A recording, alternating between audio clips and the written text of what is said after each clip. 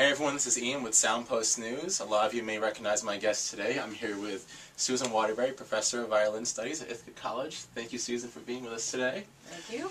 We're here to talk about your upcoming recital on this Sunday night in Hockett Recital Hall on the Ithaca College campus. So let's start off a little bit about your program. What inspired you? You're playing some really diverse repertoire on Sunday. What inspired you to choose this repertoire? Well, several things. The first piece on the program is Ferdinand the Bull, the story of the children's book of Ferdinand and how he gets stung by a bee, and how all the other bulls want to go to the Madrid and be in the bullfight, but he doesn't care. All he wants to do is smell the flowers. So that's the story. And it's music written by Alan Ridout, so it's for solo violin and speaker. And this is special for me because I asked my mother to do the reading part, and she's quite a dramatic reader, and she of course read the book to me when I was a little girl, and it was one of my favorite stories, along with Where the Wild Things Are too. But I found this piece a long time ago, and one of my former students, Liz Carey, had played it, and I just adored it. So I decided, you know, my mother read it to me when I was a kid. It's cute. I love the music that goes along with the story, and so we'll start the program with that. And then second, we're doing the Ravel Sonata, and it's so beautiful and colorful. And the second movement is called Blues. It's actually titled Blues, and it's very jazzy, you know, because he was in Paris during the time when Gershwin was also doing a lot of jazz in classical music, or it was before that time, but still they were influenced by jazz, both those composers. And so it's called Blues, and the last movement is a perpetual motion, so that's pretty really, difficult. yeah, but it's challenging, but let's hope that I don't scratch too much in that. A little scratch is okay. Okay, yeah, just be prepared for some scratch. No, I really love it. And I've performed that piece before, but it's been about 10 years that I played the Ravel, and Jeff Meyer, the pianist who will be playing with me, had wanted to play this piece, so we're playing the Ravel. And then third, we're playing a late Beethoven sonata. We're playing the last Beethoven sonata, the 10th. Seldomly heard. Yes. It seems it's very seldomly heard now. Yes. It's the one that's after the Kreutzer Sonata. It seems that no one's ever been heard of. Everyone thinks the Kreutzer is the last one, but no, there is a 10th. Right. Tell us about that. Yeah, oh, it is sublime. It is so sublime. And it doesn't mean that every character in it is tender and beautiful and emotional, but it has so much of that gamut of emotion that I think Beethoven often has, of very tender, childlike almost, to heroic. Yeah. And so it has all of that. It's just beautiful. And that's why we did this program order, because it's a very substantial piece. It's not all that long, but it's substantial, and it has 4 movements, and also a folk element to the last movement that's just delightful. And so, and then ending the program with Ludoslavsky Subito. It's a short, very short piece by Ludoslavsky, and obviously the title Subito means sudden in Italian. Yeah. You probably knew that already. Good.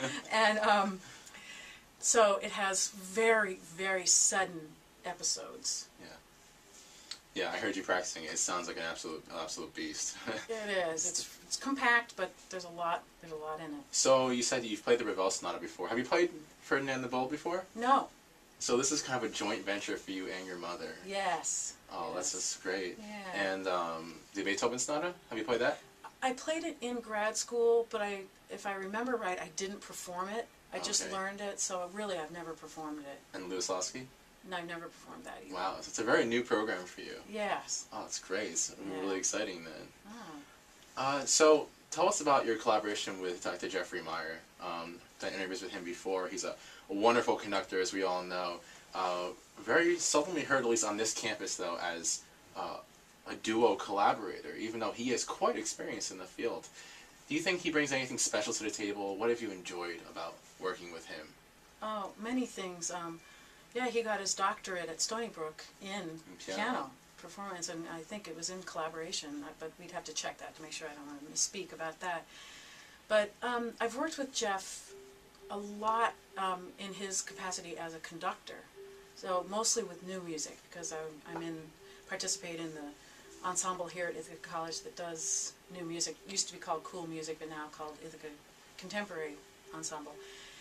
So we've worked together a lot, and but as a pianist, it's just really, truly astounding how well he plays when he does full-time, mostly conducting. Yeah.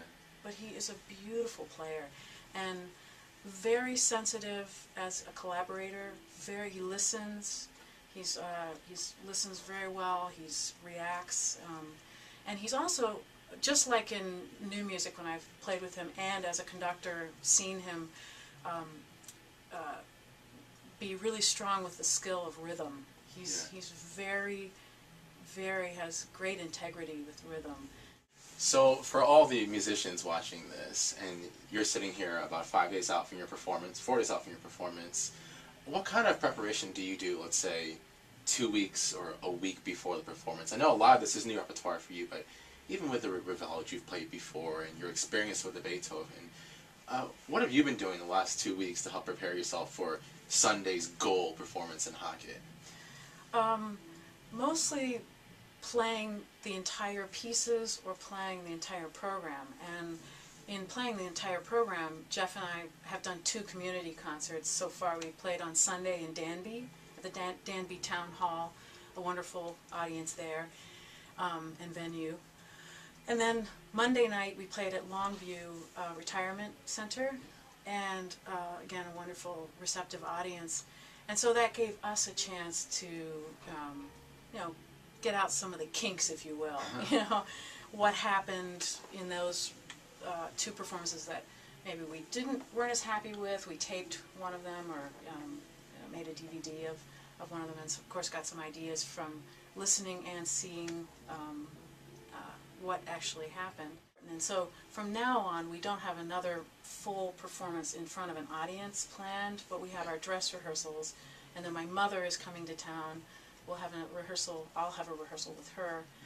And so we still have one more time when we'll be playing through in a dress rehearsal the whole thing, and that really helps, partly the endurance. The program is physical and mental endurance, because they're substantial pieces, and the whole program put together, it need to keep focus and keep physically strong. So yeah, it's such a wonderful thing for the community as well.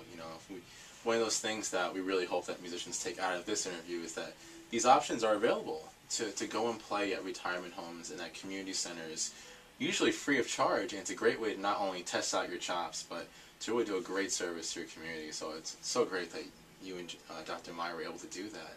I in fact want so much to do more of that, because I really think like you just said, every performer or artist in your career, I think really has a responsibility to bring music to the audiences sometimes, because we get pretty insulated.